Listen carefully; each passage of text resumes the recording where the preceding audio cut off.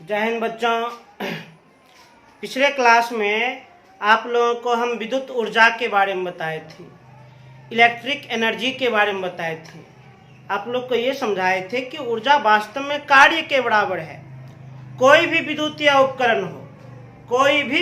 उपकरण हो, यदि उसका विद्युत ऊर्जा ज्ञात करना हो तो उस उपकरण के द्वारा किए गए कार्य को निकाल दीजिए, वही उस विद्युतीय उपकरण की ऊर्जा होगी। और आज हम लोग विद्युत धारा के ऊष्मीय प्रभाव पर आधारित कुछ उपकरण के बारे में समझेंगे। सबसे पहले समझना है विद्युत बल्ब के बारे में।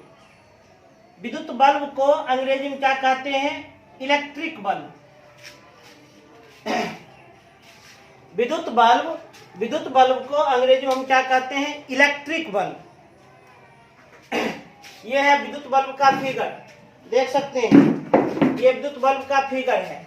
हम लोग को समझना है बल्ब का परिभाषा, बल्ब का बनावट, क्रियाविधि और उपयोग। क्या क्या समझना है? परिभाषा, बनावट, क्रियाविधि और उपयोग। तो सबसे पहले बल्ब का परिभाषा क्या होता है? विद्युत बल्ब किसे कहते हैं? क्या है परिभाषा?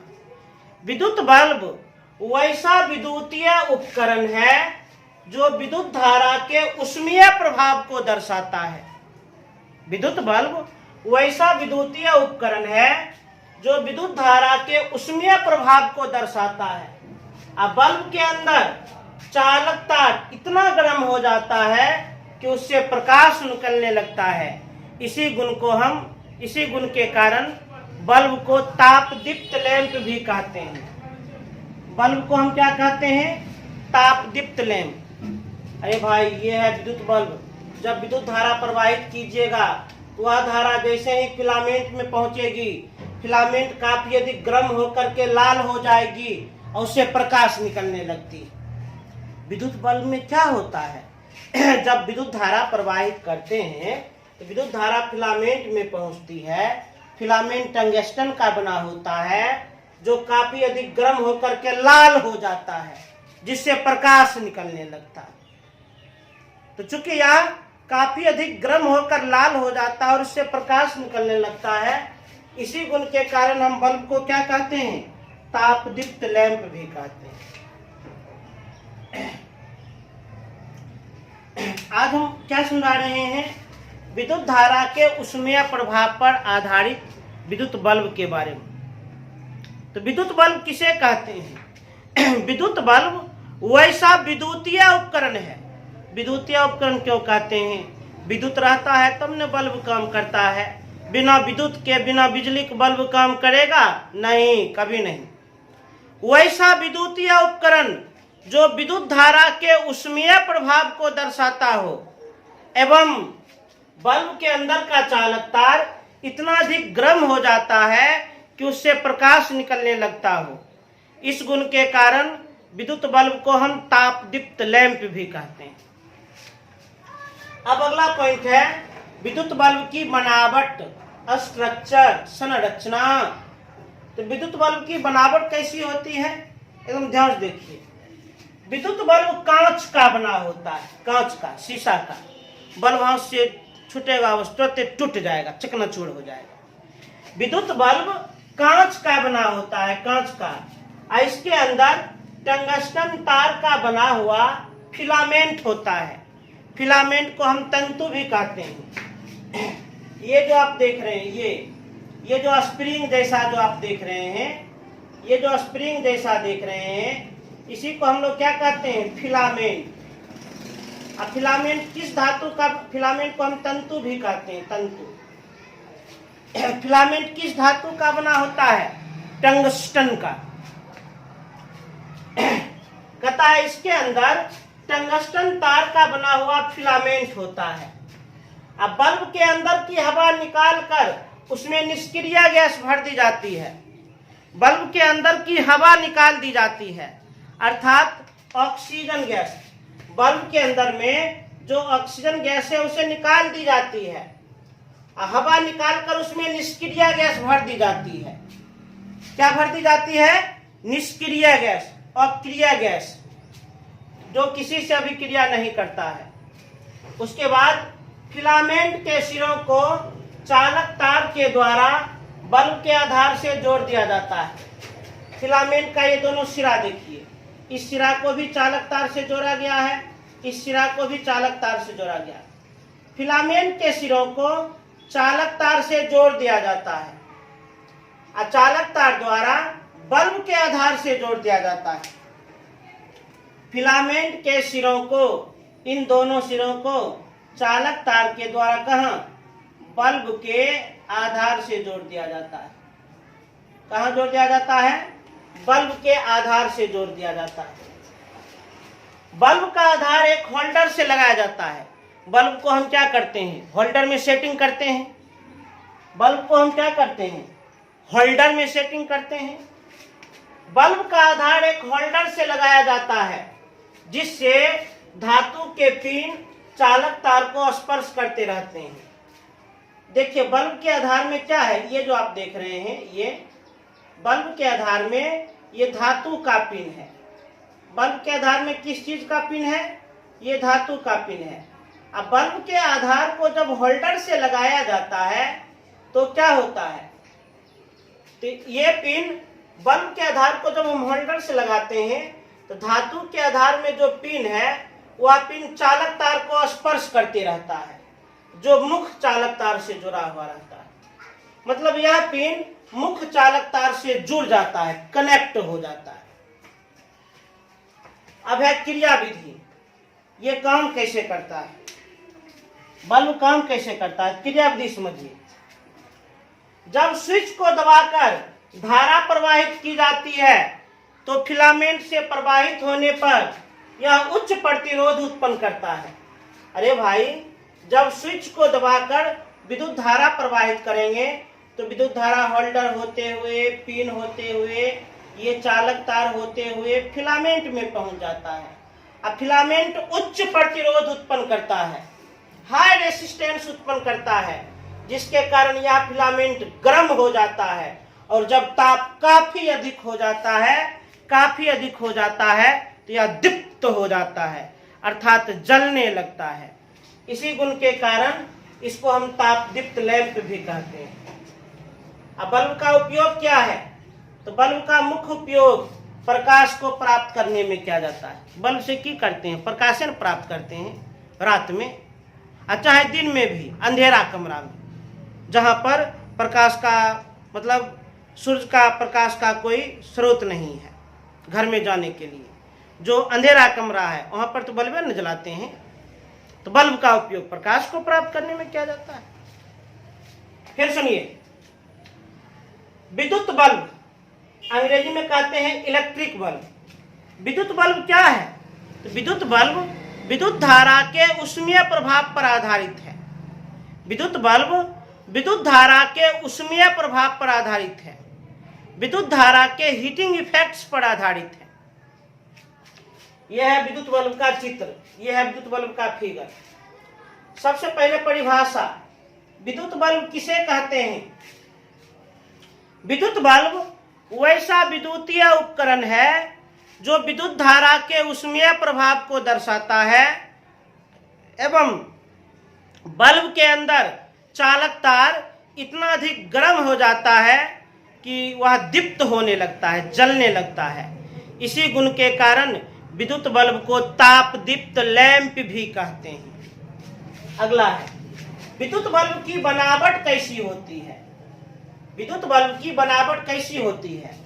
तो विद्युत बल्ब कांच का बना होता है, कांच का, शीशा का बना होता है। उसके बाद अब बल्ब के अंदर, विद्युत बल्ब कांच का बना होता है। अब बल्ब के अंदर टंगस्टन धातु का फिलामेंट होता है, जिसको हम तंतु कहते हैं।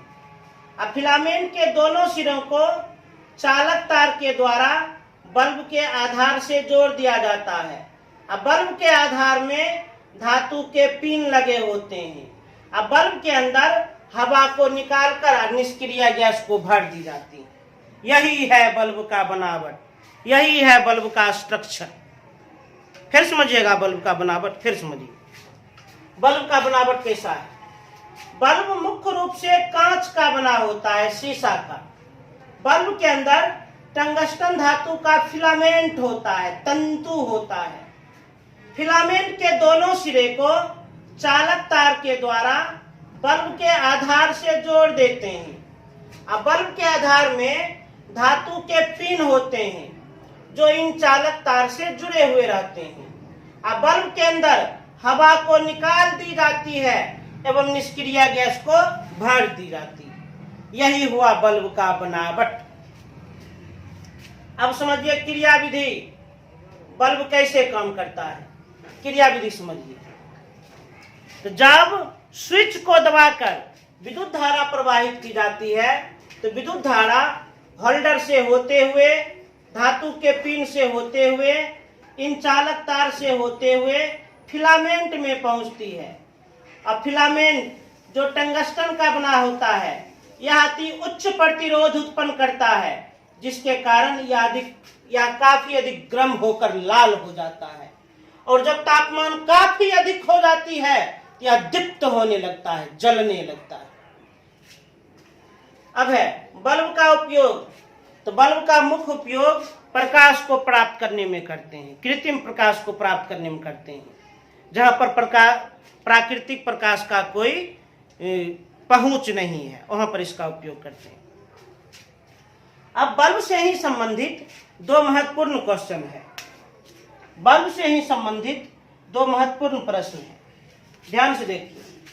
पहला क्वेश्चन, प्रश्न नंबर 1, बल्ब का फिलामेंट टंगस्टन का ही बना होता है, क्यों?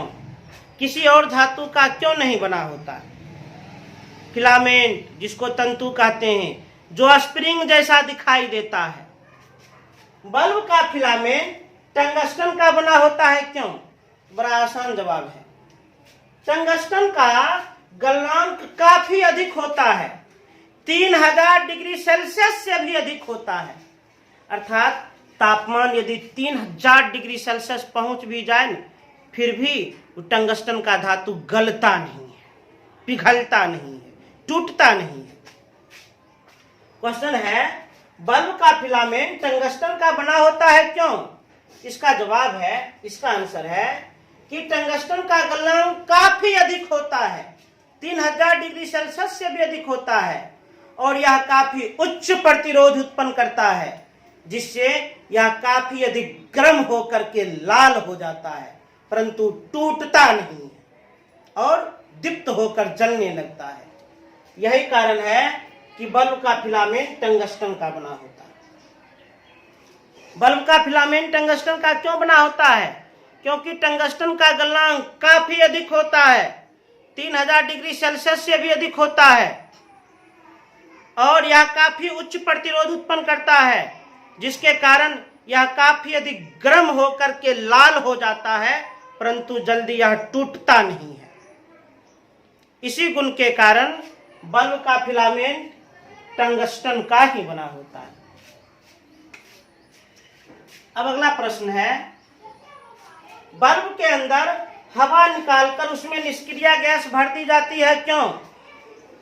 बल्ब के अंदर हवा निकालकर उसमें निष्क्रिय गैस क्यों भर दी जाती है? इसका भी आंसर सुनिए। यदि हवा की उपस्थिति में ही फिलामेंट से धारा प्रवाहित की जाए तो गर्म होने पर यह ऑक्सीकृत होकर भंगुर हो जाएगी, अर्थात चूर चूर हो जाएगा। हवा अर्थात ऑक्सीजन, हवा अर्थात ऑक्सीजन की उपस्थिति में जब विद्युत धारा को प्रवाहित की जाए तो यह फिलामेंट ऑक्सीकृत हो जाएगा, जिसके कारण यह भंगुर हो जाएगा और चकनाचूर हो जाएगा। परंतु जब हवा को निकालकर इसमें निष्क्रिय गैस भर दी जाती है तो निष्क्रिय गैस किसी के साथ अभिक्रिया नहीं करता है, टंगस्टन धातु के साथ भी अभिक्रिया नहीं करता है, जिससे टंगस्टन का ऑक्सीकरण नहीं हो पाता है और यह सुरक्षित बच जाता है। इसलिए बल्ब के अंदर हवा निकालकर उसमें निष्क्रिय गैस को भर दी जाती है। फिर सुनिए, बल्ब के अंदर हवा निकालकर उसमें निष्क्रिय गैस क्यों भर दी जाती है, क्या कारण है? तो जवाब है, यदि हवा अर्थात ऑक्सीजन की उपस्थिति में इस फिलामेंट में विद्युत धारा को प्रवाहित की जाए तो यह फिलामेंट ऑक्सीकृत हो जाएगा, अर्थात यह भंगुर हो जाएगा, जिससे बल्ब चकनाचूर हो जाएगा, चूर चूर हो जाएगा, फट जाएगा बल्ब। यही कारण है कि हवा को निकालकर उसमें निष्क्रिय गैस भर दी जाती है, क्योंकि निष्क्रिय गैस किसी के साथ अभिक्रिया नहीं करता है, टंगस्टन धातु के साथ भी अभिक्रिया नहीं करता है, जिससे टंगस्टन धातु का ऑक्सीकरण नहीं होता है और वह टंगस्टन धातु सुरक्षित बच जाता है। इसलिए बल्ब के अंदर हवा निकालकर उसमें निष्क्रिय गैस भर दी जाती है। तो बल्ब से संबंधित जो भी इम्पोर्टेंट प्रश्न था उसे हम बहुत बारीकी से समझा दिए, और आज हम इतना ही रहने देते हैं। ये बड़ा लॉन्ग प्रोसेस है, आप लोग इसको खूब बढ़िया से इस पर नोट्स तैयार करके ऐसे अच्छी तरह से ओठस्त कर लीजिएगा, खूब बढ़िया से याद कर लीजिएगा। इसका नोट्स बना करके इसे खूब अच्छी तरह से आप लोग इसे याद कर लेना। पुनः अगले क्लास में अगले उपकरण के बारे में समझाएंगे। तब तक के लिए जय हिंद।